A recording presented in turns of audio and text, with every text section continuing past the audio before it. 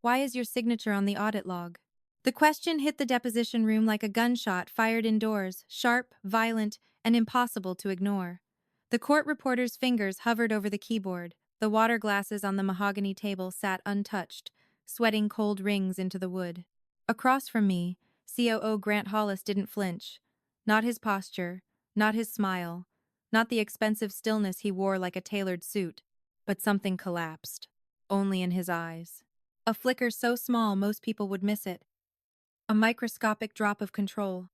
And I knew, with the clean certainty of a person who lives in logs and timestamps, he recognized the paper before he recognized me.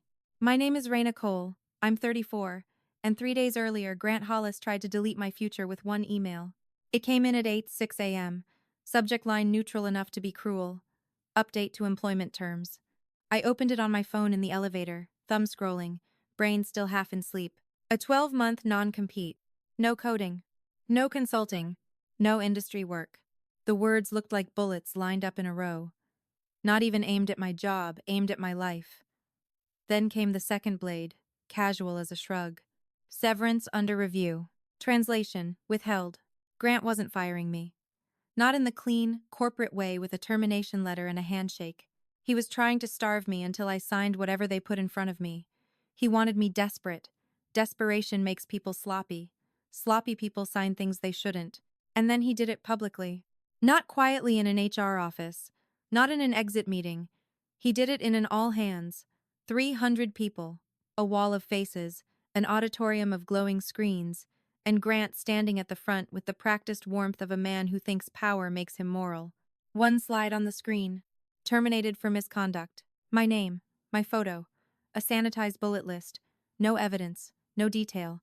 Just enough accusation to rot my reputation in real time. He watched me from the stage like he was waiting for me to cry. For me to beg. For me to panic and prove his story true. Then he sent the second strike, a vendor blast that went out before the all-hands even ended. Raina Cole is no longer authorized to represent us. That wasn't HR paperwork. That was a blacklist grenade. Because a termination can be appealed, a blacklist is designed to follow you outside the building, into your next interview, into your next contract, into your next rent payment. People expected tears, begging, explaining. I did none of that. I walked back to my desk, opened my laptop, and did what I do for a living. I opened the file. Because in security compliance, feelings don't matter. Receipts do. If this hits close to home, tap like quietly. You're not alone. I wasn't some random employee Grant could cut and forget. I built our fraud monitoring rules. I maintained access governance. I designed the logging system that proves who touched what and when. I wrote the controls that turned subjective stories into hard facts. The record. Grant knew that. Which is why he didn't just try to remove me. He tried to remove the one thing he couldn't intimidate. The evidence trail.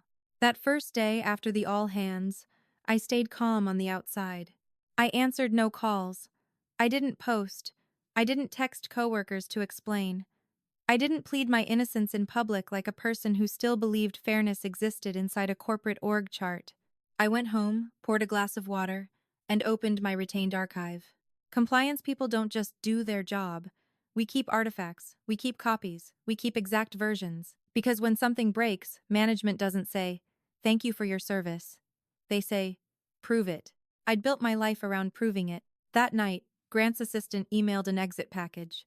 Sign the waiver, acknowledge the non-compete, then we'll release severance. Classic trap. They dangle your own money like bait, then demand your silence as payment. It was designed to make me think my only choice was obedience. I replied calmly. Send the final version. I'll review. I wasn't negotiating. I was buying time. Because people like Grant don't stop when you quietly refuse. They escalate. And escalation always leaves marks.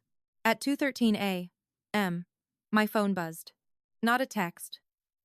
A privilege token tried to access our restricted compliance vault. Not random. Executive-level access. Grant Hollis. I sat up in bed, the way you sit up when your instincts wake before your emotions.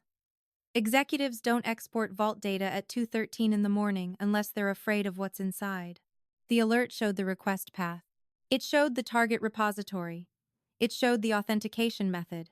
It was the kind of system detail that sounds like noise to everyone except the people who know exactly how to read it. To me, it read like a confession. I opened my laptop, logged into my retained archive, and pulled the raw logs. The command was right there. Export compliance vault. Timestamp? Dos treze, diseta. Device fingerprint. Matched Grant's secure profile. He fired me publicly. Then tried to break in quietly. Predators love the dark. I didn't feel panic. I felt focus. Because there's a moment when you realize someone is not just attacking your career, but trying to destroy evidence. And once that happens, your job isn't defend yourself. Your job is build a timeline and make sure the truth survives the night. I searched for what he wanted. Not by guessing, by logic. If Grant was exporting vault data, he was looking for the thing that could kill him. Not reputationally, legally. The vault held restricted compliance, material fraud rule change tickets, privileged access requests, incident reports, vendor payout reconciliations, paper that could turn bad judgment into intent. Within minutes, I found the first thread. A change ticket from 6 weeks earlier. Temporary exception bypass fraud rule for VIP partner. Approver, Grant Hollis. It was written in executive language. Smooth, clean, no mention of risk, no mention of consequences. Just that one poisonous phrase that gets people killed in audits. Blocking revenue. He ordered the system to stop catching fraud because fraud was blocking revenue. That isn't incompetence. That's intent. I pulled payments reports. I pulled chargeback logs. I pulled reversal data, merchant routing, payout cadence. The numbers didn't lie, and they weren't subtle. Right after the override, chargebacks spiked. Hard. Not slowly. Not seasonally. A sharp step up, like someone flipped a switch. One merchant ID lit up like a flare. The merchant name looked boring, corporate, clean, exactly the kind of name someone uses when they want to hide behind normal. But the routing pattern looked desperate, like someone washing money through a door they thought no one watched. I created a folder named with the kind of boring title that keeps you honest. Grant, Hollis, Timeline. Then I started stacking receipts inside it the way you stack bricks. Each one makes the structure harder to deny. At 9 a.m., my phone rang. Evan, Grant's golden boy. Innovation lead. Family tie. The nephew who was always at Grant's side like a trophy. He didn't say hello. Fix the dashboard. The board meeting is in an hour. I could hear panic underneath his authority. Not because he cared about the board, because he was terrified of what the board might see. I asked one sentence. Calm. Flat. Who approved the fraud override? Silence. Then he said it. Uncle Grant did. He said it's fine. There it was. Not my accusation. His confession. Comment one word. Receipts. And it mattered because it wasn't on a report. It wasn't a rumor. It was a person attached to Grant saying Grant's name out loud in the context of the crime. Evan didn't understand he'd just given me a second key. People like Grant build walls, but they always forget the people inside the walls have mouths. That afternoon, I hired Marla Chen, Employment and Whistleblower Counsel. Retainer, $35,000. Marla didn't ask how I felt. She didn't ask if I'd slept. She didn't ask if I was scared. She asked one question. Do you have receipts? I slid the logs across the table. The 213 export attempt. The device fingerprint. The bypass ticket. The chargeback spike. The merchant routing. Evan's slip. Marla watched the evidence like she was watching a storm map, seeing not just what had happened, but where it was going. Then she smiled. Small, cold, good, she said. Now we bait him into making it worse. That sentence changed the room, because it told me something important about lawyers like Marla. They don't win by emotion. They win by forcing the other side to overreach. Arrogant people do not retreat when threatened. They double down. Marla sent a preservation letter that same day. Litigation hold. Logs, tickets, emails, vendor communications, any records tied to my termination, the non-compete, and system access. Grant replied within hours. Raina was terminated for cause. We will enforce the non-compete to protect proprietary systems. Protect. That's what liars say when they mean hide. The line was for the paper trail, for future court, for future press. But what it really revealed was fear. He was hiding behind proprietary systems because he knew the systems could prove he was guilty. Mediation was scheduled. A glass office, a mahogany table, a bored HR representative who looked like she'd rather be anywhere else. Grant showed up with Evan like a trophy, as if the presence of his nephew would make the room feel like family, and not like litigation. Grant leaned back in his chair, casual, almost playful. "Sign," he said, tapping the waiver package. "Or you won't work for a year." Then he smiled with the confidence of a man who believes other people's livelihoods are his toys. "We have documentation." Marla nodded politely. "Perfect," she said. "Put it on the record. Arrogance makes people consent to their own autopsy." 2 days later, we were in a deposition room. Court reporter. Exhibit stickers. Water glasses nobody touched. Grant's attorney was there. Marla was there. I was there.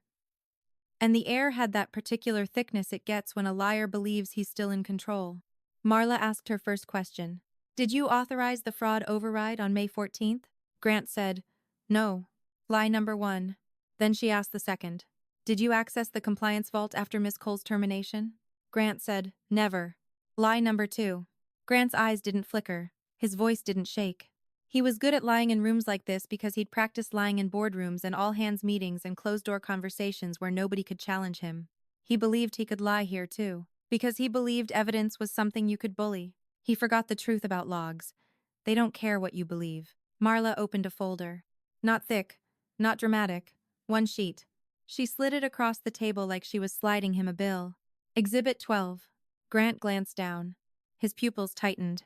His mouth kept its smile, but the smile lost weight. He recognized it. He had tried to export it. Then Marla asked the question again, and this time she made it a blade. "Mr. Hollis," she said, voice flat. "This is the audit log from 213 A.M. She tapped the timestamp. "Why is your signature on the audit log?" Grant's lawyer started to interrupt. Marla continued as if he hadn't spoken. "The signature block is tied to your secure device fingerprint, not Miss Cole's, not Evans." Grant leaned forward, like he could intimidate ink. "That's not my signature." Marla didn't argue. She didn't debate. She did what receipts do. She stacked the next one. She turned the page. Vendor invoice. Wire draft. Merchant payout ledger. All tied to the same merchant ID that spiked after the fraud bypass. Then she slid the final document forward, quiet, simple, deadly. A corporate registry printout. The merchant's registered agent? Grant's brother-in-law. The room changed, because now it wasn't wrongful termination. It was financial misconduct. And a cover-up attempt. He didn't fire me because I was a risk. He fired me because I was a witness. Grant's attorney snapped. "Objection, speculation." Marla nodded once. "Fine," she said. "Let's remove speculation." She pressed play. Grant's voicemail filled the room. "If you don't sign, I'll make your severance disappear." "And the logs?"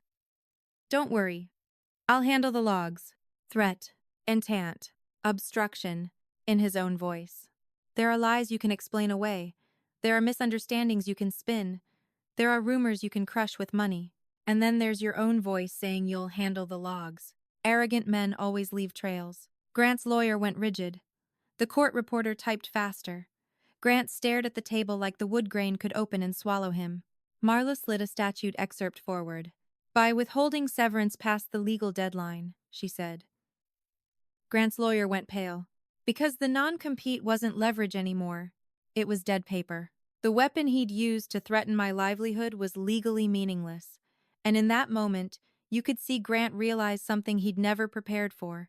He couldn't starve me into silence anymore. Marla turned to the court reporter. "Mark Exhibit 16 and 17. Then she looked directly at Grant. "We submitted these exhibits to External Compliance Counsel this morning under whistleblower protections." That sentence is the adult version of, "The police are already on the way. Subpoenas don't ask for permission." 2 weeks later, Grant was placed on administrative leave. Evan was reassigned, which is corporate language for exile, and the offer arrived like a white flag sealed in legalese.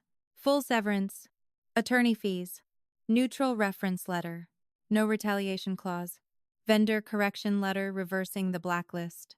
I signed one thing, freedom. I didn't feel triumphant. I felt clean, like a room after smoke clears, like a system after malware is removed. Because what I'd just survived wasn't a breakup. It was an attempted erasure.